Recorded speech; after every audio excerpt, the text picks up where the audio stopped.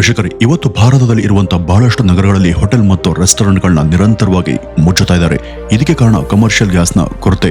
Commercial ಗ್ಯಾಸ್ನ ಜೊತೆಗೆ ಇತ್ತೀಚೆಗೆ ಭಾರತ ಸರ್ಕಾರ ಡೊಮೆಸ್ಟಿಕ್ ಎಲ್ಪಿಜಿ ಸಿಲಿಂಡರ್ಗಳ ಬುಕಿಂಗ್ ಸಮಯವನ್ನು ಕೂಡ ಹೆಚ್ಚು ಮಾಡಿದೆ. ಮತ್ತೆ 2 ಬುಕಿಂಗ್ಗಳ ನಡುವೆ ಇರುವಂತಹ ಗ್ಯಾಪ್ ಅನ್ನ 25 ದಿನಗಳಿಗೆ ಹೆಚ್ಚಿಸಿದೆ. ಅಂದ್ರೆ ನೀವು ಇವತ್ತು ಒಂದು ಸಿಲಿಂಡರ್ನ ಬುಕ್ ಮಾಡಿದ್ರೆ ಮತ್ತೆ 2ನೇ ಸಿಲಿಂಡರ್ ಬುಕ್ ಮಾಡಬೇಕಾದ್ರೆ ಮಧ್ಯದಲ್ಲಿ 25 ದಿನಗಳ ಗ್ಯಾಪ್ ಇರಬೇಕು. ಇನ್ನೊಂದು ಕಡೆ ಈ ರಿಲಯನ್ಸ್ ಕಂಪನಿ ಈ ಎಲ್ಪಿಜಿ ಕೊರತೆಯನ್ನ ಬಿಸ್ನೆಸ್ ಆಗಿ ಮಾಡಿಕೊಂಡು ಗ್ಯಾಸ್ ಉತ್ಪಾದನೆಯನ್ನ ಹೆಚ್ಚು ಮಾಡ್ತೀವಿ ಅಂತ ಘೋಷಣೆ ಮಾಡಿದೆ. ಹೀಗಾಗಿ ಇಲ್ಲಿ ಪ್ರಶ್ನೆ ಏನು ಅಂದ್ರೆ, ಭಾರತದಲ್ಲಿ ಈ ಒಂದು ಗ್ಯಾಸ್ ಕೊರತೆ ಬರೋದಕ್ಕೆ ನಿಜವಾದ ಕಾರಣ ಏನು? ಪ್ರಸ್ತುತ ಭಾರತ ಸರ್ಕಾರದ ಬಳಿ ಇರುವಂತಹ ಗ್ಯಾಸ್ ರಿಸರ್ವ್ಗಳು ಎಷ್ಟು ದಿನಗಳಿಗೆ ಸಾಕಾಗ್ತವೆ? ಈ ಒಂದು ಕೊರತೆ ಇದೇ ರೀತಿ ಮುಂದುವರೆದ್ರೆ ಮನೆಯಲ್ಲಿ ಬಳಸುವಂತ ಅಡಿಗೆ ಗ್ಯಾಸ್ಗಳು ಕೂಡ ನಾವು ತುಂಬಾ ಕಷ್ಟವನ್ನ ಅನುಭವಿಸಬೇಕಾಗುತ್ತೆ. ಈ ರೀತಿ ಏನಾದರೂ ಆದ್ರೆ ನಗರಗಳಲ್ಲಿ ಇರುವಂತಹ ಜನರು ದೊಡ್ಡ ಸಮಸ್ಯೆಯನ್ನ ಎದುರಿಸಬೇಕಾಗುತ್ತೆ. ವೀಕ್ಷಕರೇ, ಇವತ್ತು ಭಾರತದಲ್ಲಿ ಬಂದಿರುವಂತಹ ಗ್ಯಾಸ್ ಕೊರತೆಗೆ ಕಾರಣ ಇರಾನ್ ಮತ್ತು ಇಸ್ರೇಲ್ ನಡುವೆ ಬಹಳ ದಿವಸಗಳಿಂದ ಯುದ್ಧ ನಡೀತಾ ಇದೆ. ಈ ಒಂದು ಯುದ್ಧದ ಭಾಗವಾಗಿ ಇರಾನ್ ಸ್ಟ್ರೇಟ್ ಆಫ್ ಹಾರ್ಮೋಜ್ ಈ ಒಂದು ಸಮುದ್ರ ಮಾರ್ಗವನ್ನ ಬಂದ್ ಮಾಡಿದೆ. ಈ ಸ್ಟ್ರೇಟ್ ಆಫ್ ಹಾರ್ಮೋಜ್ ಅಂದ್ರೆ ಮಧ್ಯ ಪ್ರಾಂತ್ಯದ ಅತ್ಯಂತ ಪ್ರಮುಖ ಸಮುದ್ರ ಮಾರ್ಗಗಳಲ್ಲಿ ಒಂದು. ಇದು ಪರ್ಷಿಯನ್ ಗಲ್ಫ್ ಮತ್ತು ಗಲ್ಫ್ ಆಫ್ ಒಮನ್ ನಡುವಿನ ಸಣ್ಣ ಸಮುದ್ರದ ದಾರಿಯಾಗಿದೆ. ಇದು ಎಲ್ಲಿದೆ ಅಂದ್ರೆ, ಒಂದ್ ಕಡೆ ಇರಾನ್, ಇನ್ನೊಂದ್ ಕಡೆ ಒಮನ್ ಮತ್ತೆ ಯುನೈಟೆಡ್ ಅರಬ್ ಎಮಿರೇಟ್ಸ್ ಅಂದ್ರೆ UAE ಈ ಒಂದು ದೇಶಗಳ ಮಧ್ಯೆ ಈ ಒಂದು ಸಮುದ್ರದ ದಾರಿ ಇದೆ. ಇದು ವಿಶ್ವದ ಅತ್ಯಂತ ಪ್ರಮುಖ ತೈಲ ಸಾಗಣೆ ಮಾರ್ಗಗಳಲ್ಲಿ ಒಂದಾಗಿದೆ. ಈ ಒಂದು ಮಾರ್ಗದಲ್ಲಿ ಸುಮಾರು ದಿನಕ್ಕೆ 20 ಮಿಲಿಯನ್ ಬ್ಯಾರಲ್ ತೈಲ ಹಾದು ಹೋಗುತ್ತೆ. Saudi Arabia, Iraq, Kuwait, UAE ಮುಂತಾದ ದೇಶಗಳ ತೈಲ ಇದೇ ಒಂದು ಮಾರ್ಗದಿಂದ ಜಗತ್ತಿಗೆ ಹೋಗುತ್ತೆ. ಈಗ ಯುದ್ಧದ ದೆಸೆಯಿಂದ ಇರಾನ್ ಈ ಹೋರ್ಮುಜ್ ಸಮುದ್ರ ಮಾರ್ಗವನ್ನ ಬಂದ್ ಮಾಡಿದೆ. ಯಾರಾದ್ರೂ ಇರಾನ್ಗೆ ವಿರುದ್ಧವಾಗಿ ಈ ಒಂದು ಮಾರ್ಗದಲ್ಲಿ ಪ್ರಯಾಣ ಮಾಡಿದ್ರೆ ಅವರನ್ನ ದಾಳಿ ಮಾಡಿ ಸ್ಫೋಟಗೊಳಿಸ್ತೀವಿ ಅಂತ ಇರಾನ್ ಎಚ್ಚರಿಕೆಯನ್ನ ಕೊಟ್ಟಿದೆ. ಇದರಿಂದ ಗಲ್ಫ್ ದೇಶಗಳಿಂದ ಏಷ್ಯಾ ದೇಶಗಳಿಗೆ ಬರಬೇಕಿದ್ದಂತ ಗ್ಯಾಸ್ ಮತ್ತು ಕ್ರೂಡ್ ಆಯಿಲ್ ಆಮದುಗಳು ಅಚಾನಕ್ ಆಗಿ ನಿಂತು ಹೋಗಿದ್ದಾವೆ. ಇದರಿಂದ ಭಾರತಕ್ಕೆ ತುಂಬಾ ದೊಡ್ಡ ಪರಿಣಾಮ ಬೀಳುತ್ತೆ. ಯಾಕೆಂದ್ರೆ ಭಾರತ ಪ್ರತಿ ವರ್ಷ ಸುಮಾರು 31.3 ಮಿಲಿಯನ್ ಟನ್ ಎಲ್ಪಿಜಿಯನ್ನ ಬಳಸಿಕೊಳ್ಳುತ್ತೆ. ಇನ್ನು ಭಾರತ ಸುಮಾರು 38% ಗ್ಯಾಸ್ ಅನ್ನ ತಾನೇ ಉತ್ಪಾದನೆ ಮಾಡುತ್ತೆ. ಇನ್ನು 62% ಎಲ್ಪಿಜಿಯನ್ನ ವಿದೇಶಗಳಿಂದ ಆಮದು ಮಾಡಿಕೊಳ್ತಿದೆ. ಈ ವಿದೇಶಗಳಿಂದ ಬರುವಂತ ಗ್ಯಾಸ್ ನಲ್ಲಿ ಸುಮಾರು 90% ಗ್ಯಾಸ್ ಸ್ಟ್ರೇಟ್ ಆಫ್ ಹಾರ್ಮೋಜ್ ಮೂಲಕನೇ ಬರುತ್ತೆ. ಹೀಗಾಗಿ ಈಗ ಇರಾನ್ ಈ ಒಂದು ಮಾರ್ಗವನ್ನ ಬಂದ್ ಮಾಡಿರೋದ್ರಿಂದ ಭಾರತದ ಪ್ರಮುಖ ಎಲ್ಪಿಜಿ ಆಮದಿಗೆ ದೊಡ್ಡ ಹೊಡೆತ ಬಿದ್ದಿತ್ತು. ಅಂದ್ರೆ ಗಲ್ಫ್ ದೇಶಗಳಿಂದ ಭಾರತಕ್ಕೆ ಬರಬೇಕಿದ್ದಂತ ಎಲ್ಪಿಜಿ ಗ್ಯಾಸ್ ಈಗ ಬಾರದೇ ಇರೋದ್ರಿಂದ ಈ ಒಂದು ಪರಿಸ್ಥಿತಿ ಉಂಟಾಗಿದೆ. ವೀಕ್ಷಕರೇ, ಇಲ್ಲಿ ನೀವೆಲ್ಲರೂ ಕೂಡ ಒಂದು ಮುಖ್ಯವಾದ ವಿಷಯವನ್ನ ತಿಳಿಯಲೇಬೇಕು. ಅದೇನಪ್ಪಾ ಅಂದ್ರೆ, ವಿದೇಶಿ ಆಮದುಗಳ ಮೇಲೆ ಅವಲಂಬಿತವಾಗಿರುವಂತಹ ಯಾವುದೇ ದೇಶ ತುರ್ತು ಪರಿಸ್ಥಿತಿ ಬಂದಾಗ ಸಮಸ್ಯೆ ಆಗಬಾರ್ದು ಅಂತ ಸ್ವಲ್ಪ ಬಫರ್ ಸ್ಟಾಕ್ ಅನ್ನ ಸಂಗ್ರಹಿಸಿ ಇಟ್ಕೊಳ್ಳುತ್ತೆ. ಹೀಗಾಗಿ ನಮ್ಮ ದೇಶ ಕೂಡ ಆಯಿಲ್ ಮತ್ತು ಗ್ಯಾಸ್ ವಿಷಯದಲ್ಲಿ ಕೆಲವು ಬಫರ್ ಸ್ಟಾಕ್ ಅನ್ನ ನಿರ್ವಹಿಸುತ್ತೆ. ಆದ್ರೆ ಇಲ್ಲಿ ಇರುವಂತಹ ಸಮಸ್ಯೆ ಏನು ಅಂದ್ರೆ, ಭಾರತ ಸರ್ಕಾರ ಗ್ಯಾಸ್ಗಿಂತನೂ ಕೂಡ ಆಯಿಲ್ ಬಫರ್ ಸ್ಟಾಕ್ ಅನ್ನ ಹೆಚ್ಚು ಇಟ್ಕೊಳ್ಳುತ್ತೆ. ಉದಾಹರಣೆಗೆ ನಮ್ಮ ದೇಶದಲ್ಲಿ ಪೆಟ್ರೋಲ್ ಮತ್ತು ಆಯಿಲ್ ರಿಸರ್ವ್ಗಳ ಬಫರ್ ಸ್ಟಾಕ್ ಸುಮಾರು 74 ದಿವಸಗಳಿಗೆ ಸಾಕಾಗುತ್ತೆ. ಅಂದ್ರೆ ಇವತ್ತಿಂದ 74 ದಿವಸ ಪ್ರಪಂಚದ ಯಾವುದೇ ದೇಶದಿಂದಲೂ ಭಾರತಕ್ಕೆ ಪೆಟ್ರೋಲ್ ಬಾರದೇ ಇದ್ರೂ ಕೂಡ ಇಡೀ ಭಾರತ ದೇಶ ಇನ್ನೂ ಕೂಡ 74 ದಿವಸ ಪೆಟ್ರೋಲ್ ಅನ್ನ ಉಪಯೋಗಿಸುವಷ್ಟು ಪೆಟ್ರೋಲ್ ನ ಅದು ಸ್ಟಾಕ್ ಇಟ್ಕೊಂಡಿರುತ್ತೆ. ಹಾಗಾಗಿ ಪೆಟ್ರೋಲ್ ಸಿಗಲ್ಲಂತ ಪೆಟ್ರೋಲ್ ಬಂಕ್ಗೆ ಮುಗಿಬೀಳುವಂತ ಜನಕ್ಕೆ ಈ ಒಂದು ವಿಷಯ ಅರ್ಥ ಆಗ್ಬೇಕು. ನಮ್ಮ ದೇಶದಲ್ಲಿ ಪೆಟ್ರೋಲ್ಗೆ ಯಾವುದೇ ಸಮಸ್ಯೆ ಇಲ್ಲ. ಆದ್ರೆ ಗ್ಯಾಸ್ ವಿಷಯದಲ್ಲಿ ಈ ರೀತಿ ಅಲ್ಲ. ನಮ್ಮ ದೇಶ ಕೇವಲ 15ರಿಂದ 25 ದಿವಸಗಳಿಗೆ ಸಾಕಾಗುವಷ್ಟು ಬಫರ್ ಸ್ಟಾಕ್ ಅನ್ನ ಮಾತ್ರ ಇಟ್ಕೊಂಡಿದೆ. ಅಂದ್ರೆ ಗ್ಯಾಸ್ ಆಮದು ನಿಂತು ಹೋದ್ರೆ ನಮ್ಮ ದೇಶ ಗರಿಷ್ಠ 25 ದಿವಸ ಮಾತ್ರ ನಡೀಬಹುದು. ಇಂಥ ಸಂಕಷ್ಟದ ಪರಿಸ್ಥಿತಿಯನ್ನು ಎದುರಿಸೋದಿಕ್ಕೆ 1955ರಲ್ಲಿ ಭಾರತ ಸರ್ಕಾರ ಎಸೆನ್ಷಿಯಲ್ ಕಮೋಡಿಟೀಸ್ ಆಕ್ಟ್ ಎಂಬ ಒಂದು ಕಾನೂನನ್ನ ಜಾರಿಗೆ ತಂತು. ಈ ಒಂದು ಕಾನೂನು ಏನ್ ಹೇಳುತ್ತೆ ಅಂದ್ರೆ, ಯಾವ್ದಾದ್ರು ಒಂದು ವಸ್ತುವಿನ ಸರಬರಾಜಿನಲ್ಲಿ ಕೊರತೆ ಉಂಟಾಗಿ ಅದರ ಬೆಲೆ ಹೆಚ್ಚಾದ್ರೆ ಸರ್ಕಾರ ಆ ಒಂದು ಕಾನೂನನ್ನು ಜಾರಿಗೆ ತಂದು ಆ ಒಂದು ವಸ್ತುವಿನ ಸರಬರಾಜನ್ನ ನಿಯಂತ್ರಣ ಮಾಡಿ ಸಾಮಾನ್ಯ ಜನಕ್ಕೆ ಲಭ್ಯ ಆಗುವಂತೆ ಮಾಡಬಹುದು. ಇದನ್ನೇ ಎಸೆನ್ಷಿಯಲ್ ಕಮೋಡಿಟೀಸ್ ಆಕ್ಟ್ ಅಂತ ಕರೀತಾರೆ. ಈಗ ಪ್ರಸ್ತುತ ಇರಾನ್ ಭಾರತಕ್ಕೆ ಬರಬೇಕಾದಂತ ಗ್ಯಾಸ್ ಆಮದುಗಳನ್ನ ಬಂದ್ ಮಾಡದಂತ ಕಾರಣ ನಮ್ಮ ದೇಶದಲ್ಲಿ ಕುಕ್ಕಿಂಗ್ ಗ್ಯಾಸ್ ಕೊರತೆ ಉಂಟಾಗಿದೆ. ಆದ್ರೆ ನಮ್ಮ ದೇಶಕ್ಕೆ ಆ ಒಂದು ಮಾರ್ಗದ ಮೂಲಕ ಬರಬೇಕಿದ್ದಂತ 2 ಹಡಗುಗಳನ್ನ ಇರಾನ್ ಭಾರತಕ್ಕೆ ಬರೋದಕ್ಕೆ ದಾರಿಯನ್ನ ಮಾಡಿಕೊಟ್ಟಿತ್ತು ಅಷ್ಟೇ. ಆದ್ರೆ ನಮ್ಮ ದೇಶಕ್ಕೆ ಬರಬೇಕಿದ್ದಂತ ಎಲ್ಲಾ ಹಡಗುಗಳಿಗೂ ಅದು ಸಂಪೂರ್ಣ ದಾರಿಯನ್ನ ಮಾಡಿಕೊಟ್ಟಿದೆ ಅನ್ನೋದು ಸತ್ಯ ಅಲ್ಲ.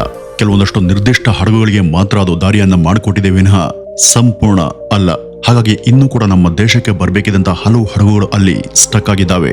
ಹಾಗಾಗಿ ಪ್ರಸ್ತುತ ಇರಾನ್ ಭಾರತಕ್ಕೆ ಬರಬೇಕಿದ್ದಂತ ಗ್ಯಾಸ್ ಆಮದುಗಳನ್ನ ಬಂದ್ ಮಾಡದಂತ ಕಾರಣ ನಮ್ಮ ದೇಶದಲ್ಲಿ ಕುಕಿಂಗ್ ಗ್ಯಾಸ್ ಕೊರತೆ ಉಂಟಾಗಿದೆ. ಆ ಒಂದು ಕಾರಣದಿಂದ ಕೇಂದ್ರ ಸರ್ಕಾರ ಈ ಎಸೆನ್ಷಿಯಲ್ ಕಮೋಡಿಟೀಸ್ ಆಕ್ಟ್ ಅನ್ನ ಜಾರಿಗೆ ತಂದು ಕುಕಿಂಗ್ ಗ್ಯಾಸ್ ಸರಬರಾಜನ್ನ ನಿಯಂತ್ರಣ ಮಾಡ್ತಿದೆ. ಈ ಒಂದು ಕ್ರಮದ ಭಾಗವಾಗಿ ಹೋಟೆಲ್ ಮತ್ತು ರೆಸ್ಟೋರೆಂಟ್ಗಳಿಗಿಂತನೂ ಕೂಡ ಸಾಮಾನ್ಯ ಜನರ ಅಗತ್ಯಗಳಿಗೆ ಆದ್ಯತೆಯನ್ನು ಕೊಟ್ಟು ಕಮರ್ಷಿಯಲ್ ಗ್ಯಾಸ್ ಮೇಲೆ ಮಿತಿಯನ್ನ ಹಾಕಲಾಗಿದೆ. ಈ ಕಮರ್ಷಿಯಲ್ ಗ್ಯಾಸ್ ಮತ್ತು ಡೊಮೆಸ್ಟಿಕ್ ಗ್ಯಾಸ್ ನಡುವಿನ ವ್ಯತ್ಯಾಸ ಏನು ಅಂದ್ರೆ, ಡೊಮೆಸ್ಟಿಕ್ ಗ್ಯಾಸ್ ಸಿಲಿಂಡರ್ಗಳನ್ನ ಸಾಮಾನ್ಯ ಮನೆ ಬಳಕೆಗೆ ತಯಾರು ಮಾಡ್ತಾರೆ. ಇವು ಸಾಮಾನ್ಯವಾಗಿ ಕೆಂಪು ಬಣ್ಣದಲ್ಲಿ ಇರ್ತವೆ ಮತ್ತೆ ಸುಮಾರು 14 kg ತೂಕ ಇರುತ್ತೆ. ಇವುಗಳ ಮೇಲೆ ಸರ್ಕಾರ ಸಬ್ಸಿಡಿಯನ್ನ ಕೊಡುತ್ತೆ. ಆದ್ರೆ ಕಮರ್ಷಿಯಲ್ ಗ್ಯಾಸ್ ಆ ರೀತಿ ಅಲ್ಲ. ಇವುಗಳನ್ನ ರೆಸ್ಟೋರೆಂಟ್ಗಳು, ಹೋಟೆಲ್ಗಳು ಮತ್ತು ಇಂಡಸ್ಟ್ರಿಯಲ್ ಕಿಚನ್ಗಳಲ್ಲಿ ಬಳಸ್ತಾರೆ. ಈ ಸಿಲಿಂಡರ್ಗಳು ಸುಮಾರು 19 kg ತೂಕ ಇರ್ತವೆ ಮತ್ತೆ ಸಾಮಾನ್ಯವಾಗಿ ನೀಲಿ ಬಣ್ಣದಲ್ಲಿ ಇರ್ತವೆ. ಈ ಕಮರ್ಷಿಯಲ್ ಸಿಲಿಂಡರ್ಗಳ ಮೇಲೆ ಸರ್ಕಾರ ಯಾವುದೇ ಸಬ್ಸಿಡಿಯನ್ನ ಕೊಡೋದಿಲ್ಲ. ಇಲ್ಲಿ ಇನ್ನೊಂದು ಸಮಸ್ಯೆ ಏನಂದ್ರೆ ದೇಶದಲ್ಲಿ ಯಾವಾಗ ಗ್ಯಾಸ್ ಕೊರತೆ ಉಂಟಾದ್ರೂ ಕೂಡ ಡೊಮೆಸ್ಟಿಕ್ ಗ್ಯಾಸ್ ಮೇಲೆ ಹೆಚ್ಚು ಸಮಸ್ಯೆ ಇರೋದಿಲ್ಲ. ಆದ್ರೆ ಕಮರ್ಷಿಯಲ್ ಗ್ಯಾಸ್ ಮೇಲೆ ಸರ್ಕಾರ ಹೆಚ್ಚು ಮಿತಿಗಳನ್ನ ಹಾಕುತ್ತೆ. ಈ ಒಂದು ಕಾರಣದಿಂದ ಈಗ ಭಾರತದಲ್ಲಿ ಇರುವಂತಹ ಬಹಳಷ್ಟು ಹೋಟೆಲ್ಗಳು ಮತ್ತು ರೆಸ್ಟೋರೆಂಟ್ಗಳಿಗೆ ಗ್ಯಾಸ್ ಸಿಲಿಂಡರ್ ಸಿಗದೆ ಅವು ಮುಚ್ಚುವಂತ ಪರಿಸ್ಥಿತಿ ಉಂಟಾಗಿದೆ. ಈಗಾಗಲೇ ಮುಂಬೈ, ಬೆಂಗಳೂರು, ಚೆನ್ನೈ ಈ ರೀತಿ ಮುಂತಾದ ಮೆಟ್ರೋ ನಗರಗಳಲ್ಲಿ ನೂರಾರು ರೆಸ್ಟೋರೆಂಟ್ಗಳು ಮುಚ್ಚುತ್ತಿದ್ದಾವೆ. ಇದೇ ಒಂದು ಪರಿಸ್ಥಿತಿ ಮುಂದುವರೆದರೆ ನಮ್ಮ ದೇಶದಲ್ಲಿ ಸುಮಾರು 50-60% ರೆಸ್ಟೋರೆಂಟ್ಗಳು ಮುಚ್ಚುವಂತ ಸಾಧ್ಯತೆ ಇದೆ. ಹೀಗಾಗಿ ಕೇಂದ್ರ ಸರ್ಕಾರ ಕೇವಲ ಕಮರ್ಷಿಯಲ್ ಗ್ಯಾಸ್ ಮೇಲಷ್ಟೇ ಅಲ್ಲ, ಡೊಮೆಸ್ಟಿಕ್ ಗ್ಯಾಸ್ ಮೇಲೂ ಕೂಡ ಕೆಲವು ನಿಯಮಗಳನ್ನ ಹಾಕಿದೆ. ಇತ್ತೀಚೆಗೆ ಡೊಮೆಸ್ಟಿಕ್ ಗ್ಯಾಸ್ ಸಿಲಿಂಡರ್ ಬುಕಿಂಗ್ ಸಮಯವನ್ನು ಹೆಚ್ಚಿಸಿ 2 ಬುಕಿಂಗ್ಗಳ ನಡುವಿನ ಗ್ಯಾಪ್ ಅನ್ನ 25 ದಿವಸಗಳಿಗೆ ಹೆಚ್ಚಿಸಲಾಗಿದೆ. ಈ ಒಂದು ನಿಯಮವನ್ನು ಯಾಕೆ ತಂದಿದ್ದಾರೆ ಅಂದ್ರೆ ಕೆಲವು ರೆಸ್ಟೋರೆಂಟ್ನ ಮಾಲೀಕರು ಸಾಮಾನ್ಯ ಜನಕ್ಕೆ ಹೆಚ್ಚು ಹಣವನ್ನು ಕೊಟ್ಟು ಸಿಲಿಂಡರ್ಗಳನ್ನ ಬ್ಲಾಕ್ ಮಾರ್ಕೆಟ್ನಲ್ಲಿ ಖರೀದಿ ಮಾಡ್ತಿದ್ದಾರೆ. ಪ್ರಸ್ತುತ ಸರ್ಕಾರದ ಬಳಿ ಇರುವಂತಹ ಬಫರ್ ಸ್ಟಾಕ್ ಕೂಡ ತುಂಬಾ ಕಡಿಮೆ ಇದೆ. ಇಂಥ ಸಮಯದಲ್ಲಿ ಬ್ಲಾಕ್ ಮಾರ್ಕೆಟ್ ಹೆಚ್ಚಾದ್ರೆ ನಿಜವಾಗ್ಲೂ ಅಗತ್ಯ ಇರುವಂತಹ ಜನಕ್ಕೆ ಗ್ಯಾಸ್ ಸಿಗೋದಿಲ್ಲ. ಆ ಒಂದು ಕಾರಣದಿಂದ ಸರ್ಕಾರ ಈ ಒಂದು ಬುಕಿಂಗ್ ಅನ್ನ 25 ದಿವಸಗಳಿಗೆ ಹೆಚ್ಚಿಸಿದೆ. ಸರ್ಕಾರ ಈ ಒಂದು ರೂಲ್ಸ್ ಅನ್ನ ಮಾಡಿರೋದು ಇದು ಜನಕ್ಕೆ ಉಪಯೋಗ ಆಗಲಿ ಅಂತ. ಆದ್ರೆ ಇದನ್ನ ಕೆಲವರು ರಾಜಕೀಯ ಮಾಡಿಕೊಂಡು ತಮ್ಮ ಬೆಳೆಯನ್ನ ಬೇಯಿಸ್ಕೊಳ್ತಿದ್ದಾರೆ. ಬುಕಿಂಗ್ ನ ಗ್ಯಾಪ್ ಹೆಚ್ಚಾದ್ರೆ ಜನರು ಕೂಡ ತಮ್ಮ ಸಿಲಿಂಡರ್ಗಳನ್ನ ಬ್ಲಾಕ್ ನಲ್ಲಿ ಮಾರದೆ ಜಾಗರೂಕತೆಯಿಂದ ಬಳಸ್ತಾರೆ ಅನ್ನೋದು ಸರ್ಕಾರದ ಉದ್ದೇಶ. ಇನ್ನು ಮುಂದೆ ಎಸೆನ್ಷಿಯಲ್ ಕಮ್ಯುನಿಟೀಸ್ ಆಕ್ಟ್ ಭಾಗವಾಗಿ ಭಾರತ ಸರ್ಕಾರ ನಮ್ಮ ದೇಶದಲ್ಲಿ ಆಯಿಲ್ ರಿಫೈನರಿ ವ್ಯವಹಾರ ಮಾಡುವಂತಹ ಕಂಪನಿಗಳಿಗೆ LPG ಗ್ಯಾಸ್ ಉತ್ಪಾದನೆಯನ್ನು ತಕ್ಷಣ ಹೆಚ್ಚು ಮಾಡೋದಕ್ಕೆ ಆದೇಶವನ್ನು ಕೊಟ್ಟಿದೆ. ಸರ್ಕಾರ ಆದೇಶ ಕೊಟ್ಟಂತ ಆಯಿಲ್ ರಿಫೈನರಿ ಕಂಪನಿಗಳಲ್ಲಿ ರಿಲಯನ್ಸ್ ಕೂಡ ಒಂದು. ಗುಜರಾತ್ನ ಜಾಮ್ನಗರ್ನಲ್ಲಿ ರಿಲಯನ್ಸ್ ಕಂಪನಿಗೆ ವಿಶ್ವದಲ್ಲಿ ಅತಿ ದೊಡ್ಡ ಆಯಿಲ್ ರಿಫೈನರಿ ಇದೆ. ಈ ಒಂದು ಸಂಕಷ್ಟವನ್ನೇ ಒಂದು ಅವಕಾಶವನ್ನಾಗಿ ತೆಗೆದುಕೊಂಡು ರಿಲಯನ್ಸ್ ಕಂಪನಿ ಈಗಾಗಲೇ LPG ಉತ್ಪಾದನೆಯನ್ನ ಹೆಚ್ಚಿಸ್ತಾ ಇದೆ. ಇನ್ನು ಭಾರತದಲ್ಲಿ ಇರುವಂತಹ ಹಲವಾರು ಪ್ರಮುಖ ಆಯಿಲ್ ಮತ್ತು ಗ್ಯಾಸ್ ಕಂಪನಿಗಳು ಕೂಡ ಸರ್ಕಾರದ ನಿರ್ದೇಶನಗಳನ್ನ ಅನುಸರಿಸುತ್ತಿವೆ. ಅವು ಉತ್ಪಾದಿಸುವಂತಹ ಗ್ಯಾಸ್ ಕಮರ್ಷಿಯಲ್ ಬಳಕೆಗೆ ಅಲ್ಲ, ಪ್ರಾಥಮಿಕ ಕ್ಷೇತ್ರಗಳಿಗೆ ಹಂಚಲಾಗ್ತಿದೆ. ಸರಳವಾಗಿ ಹೇಳಬೇಕು ಅಂದ್ರೆ ಈಗ ಸರ್ಕಾರದ ಗಮನ ಸಂಪೂರ್ಣವಾಗಿ ಮನೆ ಬಳಕೆಯ ಅಗತ್ಯಗಳ ಮೇಲೇನೆ ಇದೆ. ಆದ್ರೆ ಕಮರ್ಷಿಯಲ್ ಗ್ಯಾಸ್ ನಿಲ್ಲಿಸಿದಂತ ಕಾರಣ ದೇಶದ ಹಲವಾರು ರಾಜ್ಯಗಳಲ್ಲಿ ಇರುವಂತಹ ರೆಸ್ಟೋರೆಂಟ್ ಮಾಲೀಕರು ನಮ್ಮ ಈ ಹೋಟೆಲ್ ಬಿಸಿನೆಸ್ ಅನ್ನ ಮುಚ್ಚಬೇಕಾಗುತ್ತೆ ಅಂತ ಕೇಂದ್ರ ಸರ್ಕಾರಕ್ಕೆ ಮನವಿಯನ್ನ ಮಾಡ್ತಿದ್ದಾರೆ. ಆದ್ರೆ ಎಷ್ಟೇ ಮನವಿಯನ್ನ ಮಾಡಿದ್ರು ಕೂಡ ಈ ಎಸೆನ್ಷಿಯಲ್ ಕಮ್ಯುನಿಟೀಸ್ ಆಕ್ಟ್ ನ ನಿಯಮಗಳ ಪ್ರಕಾರ ಸಂಕಷ್ಟದ ಸಮಯದಲ್ಲಿ ಸರ್ಕಾರ ಮೊದಲು ಸಾಮಾನ್ಯ ಜನರ ಅಗತ್ಯಗಳಿಗೆ ಆದ್ಯತೆಯನ್ನ ಕೊಡುತ್ತೆ. ವೀಕ್ಷಕರೇ, ಈ ಇರಾನ್ ಮತ್ತು ಇಸ್ರೇಲ್ ನಡುವಿನ ಯುದ್ಧ ಇದೇ ರೀತಿ ಮುಂದುವರೆದ್ರೆ ಪೆಟ್ರೋಲ್, ಡೀಸೆಲ್ ಮತ್ತೆ ಗ್ಯಾಸ್ ಮಾತ್ರ ಅಲ್ಲ, ಗಲ್ಫ್ ದೇಶಗಳಿಂದ ಭಾರತಕ್ಕೆ ಬರುವಂತಹ ಅನೇಕ ವಸ್ತುಗಳ ಬೆಲೆ ಕೂಡ ಹೆಚ್ಚಾಗುತ್ತೆ.